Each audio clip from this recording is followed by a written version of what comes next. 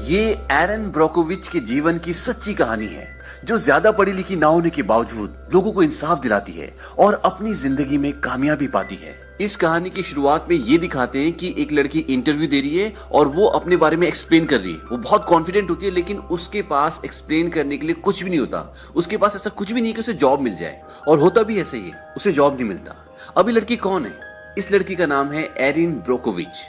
इसकी 2 बार शादी हो चुकी है और दोनों बार इसका डाइवोर्स हो चुका है, और इसके अब 3 बच्चे जो इसी के साथ रहते हैं, और उन तीनों बच्चों की रिस्पॉन्सिबिलिटी इसी के ऊपर है। अब एक दिन एरिन ड्राइव कर रही होती है, तभी साइड से एक गाड़ी आती है और उसकी गाड़ी में जोर से टक्कर मार के निकल जाती है। और इस पूरे एक्सीडेंट में एरिन की कोई गलती नहीं होती, लेकिन वो बहुत बुरी तरह इंजर्ड हो जाती है और उसकी गाड़ी को भी बहुत नुकसान पहुंचता है। अब एरिन ये फैसला करती है कि वो उस गाड़ी वाले पे केस करेगी, और इस केस के सिलसिले में वो एक आदमी से मिलने जाती है, और इस आदमी का नाम एड होता है। एड बोलता है कि तुम चिंता मत करो, मैं तुम्हें इंसाफ दिलाऊंगा और हम ये केस जीत के रहेंगे।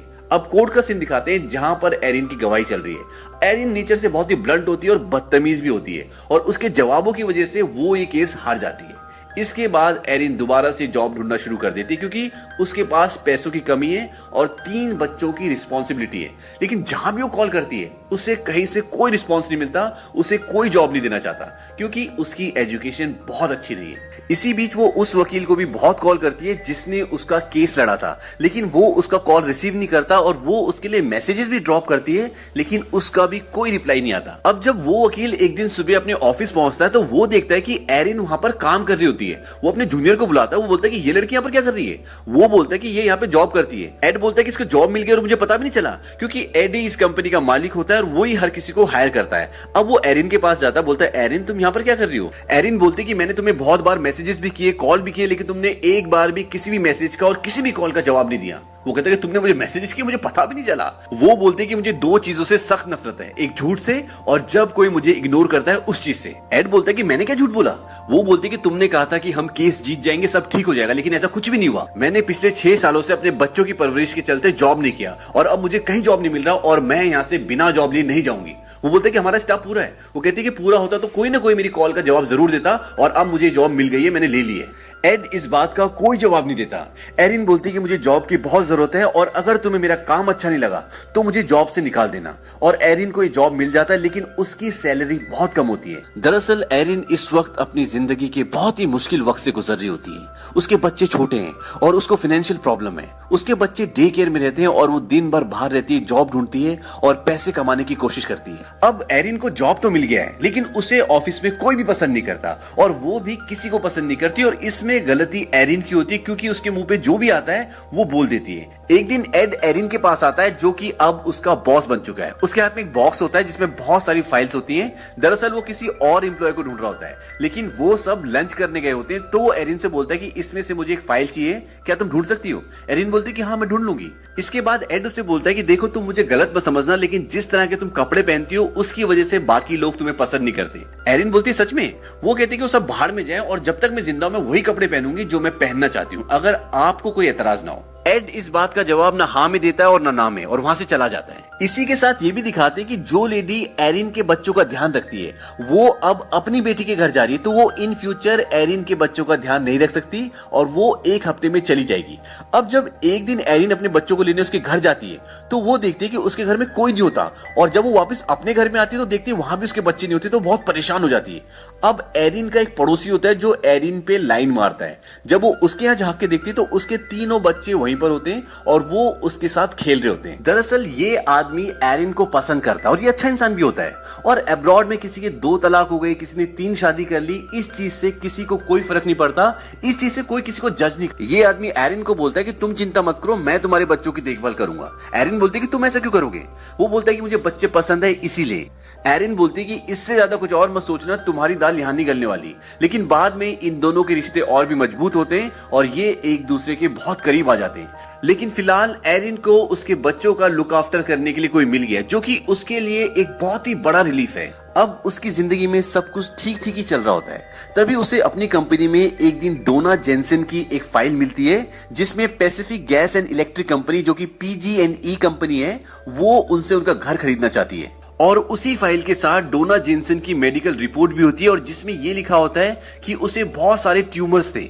एरिन को उस फाइल को देख के थोड़ा डाउट होता है और वो सोचती है कि मैं इस मामले की तफ्तीश करूंगी, और वो फाइल लेकर वो अपने बॉस के पास जाती है। और उस वक्त उसका बॉस फोन सेक्स कर रहा होता है, बोलता है कि बाथरूम में आ जाओ ना। तभी वहां पर एरिन फाइल लेकर पहुंच जाती है और वो थोड़ा सा घबरा जाता है, बोलता क्या है। वो बोलती है कि मैं इस मामले की तफ्तीश करना चाहती हूँ, मैं इसको इन्वेस्टिगेट करना चाहती हूँ। वो कहता है कि ठीक है जाओ तुम कर सकती हो। एरिन बोलती है कि सच में? वो कहता है हाँ, और एरिन वहां से चली जाती है। अब एरिन जेनसन के घर पर पहुंच जाती है और जेनसन उसे बताती है कि हमारा घर पीजी एंड कंपनी खरीदना चाहती है, लेकिन हम नहीं बेच रहे क्योंकि वो मुनासिब पैसे नहीं दे रही। एरिन पूछती है कि क्या वो कंपनी खुद तुम्हारा घर खरीदना चाहती है? वो बोलती है कि हाँ, उन्होंने खुद ही ऑफर दिया था, और उसे ये भी बताती है कि हमारे मेडिकल के जितने भी खर्चे वो ही कंपनी देती है। एरिन बोलती है कि ऐसा क्यों? वो कहती है कि क्रोमियम की वजह से। अब एरिन कंफ्यूज्ड हो जाती है कि क्रोमियम है क्या, और इसी सिलसिले में वो एक लेक्चरर से मिलती है और वो उसे बोलता है कि क्रोमियम कई प्रकार का होता है। एक स्ट्रेट अप क्रोमियम होता है जो बॉडी के लिए अच्छा होता है, दूसरा क्रोमियम 3 होता है जो ज्यादा नुकसान नहीं पहुंचाता, और एक होता है क्रोमियम 6 जिसे हेक्सावेलेंट क्रोमियम भी कहते हैं। ये बहुत खतरनाक होता है। एरिक पूछती है खतरनाक कैसे? वो बोलता है कि अगर ये बॉडी में लगातार जाता रहे तो बहुत सारी बीमारियां हो सकती है और कई तरह का कैंसर भी हो सकता है। प्रोफेसर बताता है कि ये डीएनए में जाकर पैदा होने वाले बच्चे को भी नुकसान पहुंचाता है। वो पूछते हैं कि इस्तेमाल किस लिए होता है? वो बोलता है कि जंग से बचने के लिए। जब प्लांट के इंजन गर्म हो जाते हैं तो उसमें पानी डाला जाता है और उसी में ये क्रोमियम होता है। एरिन बोलती है कि अगर मुझे पता लगाना हो कि किसी जगह के पानी में कितना क्रोमियम है तो कैसे पता चलेगा? वो बोलता है कि वाटर बोर्ड जाओ, वहां पूरी इंफॉर्मेशन मिल जाएगी। अब वो वाटर बोर्ड जाती है और वहां से सारे रिकॉर्ड्स ले लेती है, और जब वो वापस अपने ऑफिस में जाती है तो वो देखती है कि उसके डेस्क पर उसका सामान नहीं होता, उसका सारा सामान एक पेटी में रखा होता है। और जब वो अपने बॉस एड के पास जाती है, वो बोलता है कि तुम पिछले 7 दिनों से नहीं आई, बिना बताए तुमने छुट्टी ले ली, और हम ऐसे एम्प्लॉयज को अपने ऑफिस में नहीं रख सकते, और वो उसे जॉब से निकाल देता है। हालांकि एरिन उसे सफाई देने की कोशिश करती है, लेकिन वो उसकी एक बात नहीं सुनता, और इस बात से एरिन को बहुत दुख होता है। कुछ दिन बीतते हैं और एक दिन एरिन की डोरबेल बजती है, और जब वो दरवाजा खोलती है तो बाहर एड खड़ा होता है। वो बोलता है आई एम सॉरी, मुझे लगा था कि तुम अय्याशी करने के लिए गई हो। वो बोलती है कि मैं तुम्हें अय्याश लगती हूँ? वो कहता है लगती तो हो। एरिन बोलती है कि तुम्हें भी देखकर ऐसे लगता है कि तुम्हें कभी किसी का प्यार नहीं मिला। वो कहता है मैं शादीशुदा हूँ। अब एड उससे पूछता है कि ये सब क्या है, ये पीजीएन कंपनी और ये सारी बीमारियां, इसका आपस में क्या कनेक्शन है? वो उसे हेक्सावेलेंट क्रोमियम के बारे में बताती है और सब कुछ बताती है जो जो इन्फॉर्मेशन उसने गेन की थी। एड बोलता है कि तुम वाटर बोर्ड गई थी, वहां से कोई डॉक्यूमेंट, कोई पेपर तो लाई होगी? वो कहती है कि हाँ मेरे पास है। एड बोलता है कि मुझे दिखाओ। वो कहती है पहले मेरी सैलरी बढ़ाओ तभी, और वो उसकी 10% सैलरी बढ़ा देता है। एड उस पेपर को देखने के बाद बोलता है कि ये पेपर सही है, बहुत काम का पेपर है, लेकिन हमें और भी डॉक्यूमेंट्स की जरूरत होगी। एरिन बोलती है कि मुझे यकीन है कि वहां पर हमें बहुत कुछ मिल सकता है। वो कहता है हाँ, और इसके बाद एरिन दोबारा उस जगह पर जाती है और वहां जाकर वो उसी लेडी से मिलती है जिससे वो पहले मिली थी, और उसे वो हेक्सावेलेंट क्रोमियम के बारे में बताती है, लेकिन वो यकीन नहीं करती। वो बोलती है कि हमारे पानी में ऐसी कोई भी प्रॉब्लम नहीं है, और ये बात हमें पीजी&ई कंपनी ने खुद बताई है। एरिन बोलती है कि उन्होंने झूठ बोला था, और तुम्हें और तुम्हारे हस्बैंड को जो भी बीमारियां थी या है वो सब इसी क्रोमियम की वजह से।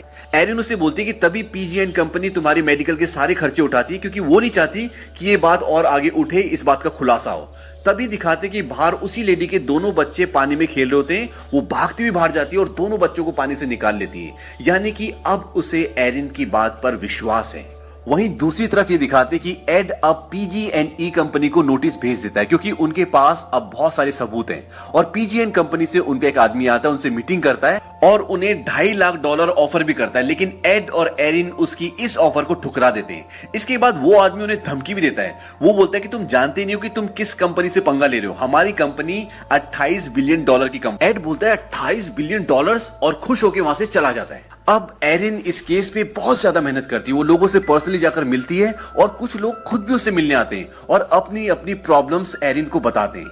एक कपल एरिन से मिलने के लिए आता है और वो बताता है कि हमारे जो बर्ड्स थे, जो हमारे मुर्गे और मुर्गियां थे, उनको भी ट्यूमर था, और वो उनकी फोटोज भी एरिन को देते हैं, और वो उसे ये भी बताते हैं कि मैं 5 बार मां बनने वाली थी लेकिन नहीं बन पाई, तो हो सकता है कि इसकी वजह भी यही क्रोमियम हो। धीरे धीरे एरिन और एड के पास इस केस की बहुत सारी इंफॉर्मेशन इकट्ठी हो जाती है, और इसके बाद वो उन लोगों से एक मीटिंग रखते हैं जो कि हैंकली में रहते हैं, यानी कि जो पीजी&ई कंपनी के पास रहते हैं। वो बोलते हैं कि हम तुम्हारा केस फ्री में लड़ेंगे, लेकिन जो भी कंपनी से पैसा मिलेगा उसका 40% हम लेंगे। शुरू में लोग नहीं मानते, लेकिन एरिन उन्हें मना लेती है। दरअसल एरिन इन लोगों से पहले भी कई बार मिल चुकी है और वो इनसे इमोशनली कनेक्टेड भी हो जाती है। इसके बाद ये दिखाते हैं कि एरिन और भी सबूत इकट्ठे करती है। वो जाकर वहां पे आसपास जो मरे हुए जानवर होते हैं, मेंढक और इन सबको उठाकर लाती है सैंपल के लिए कि इनकी मौत किस वजह से हुई है। वो उनकी कंपनी से जो पानी निकलता है उसका भी सैंपल लेकर आती है और उसे लैब में टेस्ट करवाती है। अब ये केस कोर्ट में आता है और एड को डर होता है कि कहीं इस केस को जज खारिज ना कर दे, क्योंकि ये केस बहुत बड़ी कंपनी के खिलाफ है और इतनी बड़ी कंपनी के खिलाफ केस लड़ने के लिए उन्हें बहुत ही पुख्ता और बहुत ही मजबूत सबूतों की जरूरत होगी। लेकिन जब जज सबूत देखता है तो हैरान हो जाता है। वो बोलता है कि वहां पर हेक्सावेलेंट क्रोमियम का इस्तेमाल किया गया और न केवल इस्तेमाल किया गया बल्कि वहां के लोगों को बरगलाया गया, ये बताया गया कि ये क्रोमियम उनके लिए अच्छा है, खराब नहीं है। जज पीजी&ई कंपनी के वकीलों को बोलता है कि जाकर अपने क्लाइंट से बोलो कि अब कार्रवाई होगी और इस बात से एरिन और एड बहुत खुश हो जाते हैं। इसके बाद अगले सीन में ये दिखाते हैं कि पीजी&ई कंपनी के लोग एरिन और एड से मीटिंग करने के लिए आते हैं और उन्हें बोलते हैं कि हम तुम्हें $20 मिलियन देंगे और इस केस को वापस ले लो। लेकिन वो इस बात से मना कर देते हैं क्योंकि यहाँ पर सिर्फ बात पैसों की नहीं है, लोगों की जिंदगी की भी है। तभी वहां पर जो लोग पीजी&ई कंपनी से आए होते हैं उसमें से एक लेडी पानी का गिलास उठाती है और पानी पीने वाली होती है कि एरिन बोलती है ये पानी हमने खास आपके लिए हिंकली से मंगवाया है और हिंकली वही जगह है जहां पर हेक्सावेलेंट क्रोमियम से दूषित पानी आता है। और ये सुनने के बाद वो औरत पानी का गिलास नीचे रख देती है और वहां से सब चले जाते हैं। लेकिन एरिन की लाइफ में एक प्रॉब्लम और आती है। जो इंसान उसके बच्चों का ध्यान रख रहा था, जो उसका पड़ोसी था और बहुत वक्त से वो उसी के घर पर उसके साथ रह रहा था, अब वो वहां से जा रहा है क्योंकि एरिन उसे बिल्कुल भी टाइम नहीं देती, अपने काम में बहुत बिजी है, इसीलिए वो वहां से चला जाता है। लेकिन एरिन अपने काम में कोई कमी नहीं करती। वो जहां भी जाती है, जिन भी लोगों से मिलती है, अपने तीनों बच्चों को अपने साथ लेकर जाती है। इसी के साथ ये दिखाते कि एड ने अब इस केस में एक पार्टनर बना लिया जो कि बहुत बड़ा वकील है। इस बात से एरिन बहुत गुस्सा होती है, लेकिन एड उसे समझाता है कि ये बहुत बड़ा केस है और इसे हम अकेले हैंडल नहीं कर सकते, इसीलिए मैंने ये फैसला लिया है और अभी तक हमारा इस केस में जितना भी खर्चा हुआ है ये हमें सब लौटाने को तैयार है। इसके बाद एड एरिन को एक कार और $5000 भी गिफ्ट करता है क्योंकि वो उसके काम से बहुत खुश है। लेकिन जो नया वकील होता है, जो नया पार्टनर होता है, उसकी असिस्टेंट एरिन को लेट डाउन करने की कोशिश करती है, यानी कि वो एजुकेटेड नहीं होती, उसके पास लॉ की डिग्री नहीं है, तो वो उसकी बातों पे ज्यादा ध्यान नहीं देती। लेकिन एरिन बहुत ब्लंट होती है और उसे इस केस की बहुत डीप नॉलेज होती है, तो वो ऐसी ऐसी बातें बताती है कि सबका मुंह बंद हो जाता है और वो मान जाते हैं कि एरिन के बिना इस केस को जीतना लगभग नामुमकिन है और वही है जो इस पूरे केस को हमें जिता सकती है। और सिर्फ इतना ही नहीं, वहां के जो लोग हैं वो भी एरिन को बहुत पसंद करते हैं, वो उससे बहुत क्लोज है क्योंकि ये जो नया पार्टनर होता है वो बहुत ही एक्सपीरियंस्ड होता है, बहुत बड़ा वकील होता है, तो वो अपनी असिस्टेंट को उन लोगों के पास भेजता है जो खुद भी बहुत एक्सपीरियंस्ड होती है। लेकिन वो नहीं चाहते कि वो दोबारा उनके घर पर आए और वो एरिन को कॉल करके बोलते कि हम सब कुछ तुम्हें पहले बता चुके हैं और अब हमारे पास किसी को मत भेजना। वो लोग उन्हें ये भी बोलते कि तुमने हमें धोखा दिया है और अब हम नया वकील करने की सोच रहे हैं। लेकिन एरिन बोलती कि तुम मुझ पे विश्वास करो, मैं सब कुछ संभाल लूंगी। अभी भी इस केस में एक वीक पॉइंट है, इन्हें यह साबित करना होगा कि 1987 से पहले पीजी&ई कंपनी को इस पानी के बारे में सब कुछ पता था और इसके लिए इनके पास कोई सबूत नहीं होता। अगर इनको इस बारे में कोई भी सबूत मिल गया तो केस पूरी तरह से इनके फेवर में हो जाएगा। इसी बीच वो इंसान भी एरिन के पास वापस आ जाता है जो उसका पड़ोसी था और जो उसके बच्चों का ध्यान रखता था। अब एरिन और भी तेजी से काम करती है और जिन लोगों के लिए केस लड़ रही है वो 634 लोग हैं। तो वो एक मीटिंग बुलाते हैं जिसमें सारे लोग साइन कर देते हैं, लेकिन वहां पर 150 लोग अभी भी नहीं आते। एरिन घर घर जाके सबके साइन करवाती है। हालांकि इससे पहले भी जो इनका नया पार्टनर होता है वो अपनी असिस्टेंट को भेजकर ये काम करवाने की कोशिश करता है, लेकिन वो नाकामयाब रहती है। और इस केस में इन्हें सबसे बड़ा सबूत तब मिलता है जब एक बार एरिन के पास एक आदमी आता है और वो बोलता है कि हिंकली के जो रिकॉर्ड्स थे वो मुझसे ही डिस्ट्रॉय कराए गए थे और मेरा कजन भी वहां पर काम करता था जिसकी कल मृत्यु हो गई और मैं जानता हूं कि उसकी मृत्यु हेक्सावेलेंट क्रोमियम से ही हुई है। एरिन उससे पूछती है क्या तुमने वो सारे डॉक्यूमेंट्स डिस्ट्रॉय कर दिए थे? वो कहता है कि मैं कभी भी एक अच्छा मुलाजिम नहीं था, अभी भी मेरे पास वो डॉक्यूमेंट्स हैं और वो डॉक्यूमेंट्स होते हैं उन तालाबों के, उस पानी के जो उस कंपनी से निकलता था जिसमें हेक्सावेलेंट क्रोमियम की पूरी डिटेल्स होती है और वो डॉक्यूमेंट्स वो एरिन को दे देता है। अब एरिन के पास इतने सबूत होते हैं कि पीजी&ई कंपनी इस केस को किसी भी हालत में जीत ही नहीं सकती। दरअसल एरिन कहीं ना कहीं हिंकली के लोगों से जुड़ चुकी होती है। वो डोना जेनसन के पास जाती है, वही लेडी जिसके पास वो सबसे पहले गई थी, और वो उसे बताती है कि हम ये केस जीत गए और हमें जुर्माने के तौर पर पीजी&ई कंपनी ने $333 मिलियन दिए हैं और जिसमें से $5 मिलियन सिर्फ तुम्हारी फैमिली के लिए। ये बात सुनकर जेनसन की आंखों में आंसू आ जाते हैं और वो एरिन को अपने गले से लगा लेती है क्योंकि ये बहुत वक्त से बीमारी से जूझ रहे थे, पैसे से जूझ रहे थे और अब जब ये केस जीत चुके हैं तो सब कुछ ठीक हो चुका है। इसके बाद आखिरी में ये सीन दिखाते हैं कि एरिन अपने ऑफिस में होती है और तभी वहां पर एड आता है और एड उसे बोलता है कि मुझे माफ करना, जितने पैसे मैंने तुम्हें बोले थे मैं उतने पैसे तुम्हें नहीं दे पाऊंगा, और वो एक चेक उसके टेबल पे रखता है और जाने लगता है। इस बात पे एरिन बहुत गुस्सा होती है, उसे बहुत उल्टा सीधा बोलती है, लेकिन तभी वो चेक उठाती है, उसमें लिखा होता है $2 मिलियन। ये देखकर एरिन शॉक्ड हो जाती है। एड उसे बोलता है कि जो रकम तुमने बोली थी वो मुझे ठीक नहीं लगी, इसीलिए मैंने ये रकम तय की। अब एरिन भी अमीर हो चुके हैं, यानी कि $2 मिलियन, $20 लाख, वो भी आज से कई साल पहले। वो एक बहुत बड़ी रकम थी। केस जीतने के बाद PG&E कंपनी ये भी वादा करती है कि आज के बाद वो अपने किसी भी प्लांट में, किसी भी मशीन में हेक्सावेलेंट क्रोमियम का यूज नहीं करेगी। और इसी के साथ साथ इस केस की जीत की वजह से एरिन और एड को 7 और केसेस मिलते हैं जो इसी तरह के होते हैं। तो ये थी पूरी कहानी एरिन ब्रोकोविच की। इस मूवी का बजट था $52 मिलियन और इसने कमाई की थी $256 मिलियन की। इस मूवी में जूलिया रॉबर्ट्स ने एरिन ब्रोकोविच का कैरेक्टर किया था और उन्होंने बहुत ही बेहतरीन एक्टिंग की थी, और जिसके लिए उन्हें ऑस्कर अवार्ड से भी नवाजा गया था। आपको इस फिल्म की कहानी कैसी लगी हमारे कमेंट बॉक्स में जरूर लिखें और हमारे चैनल को सब्सक्राइब भी करें।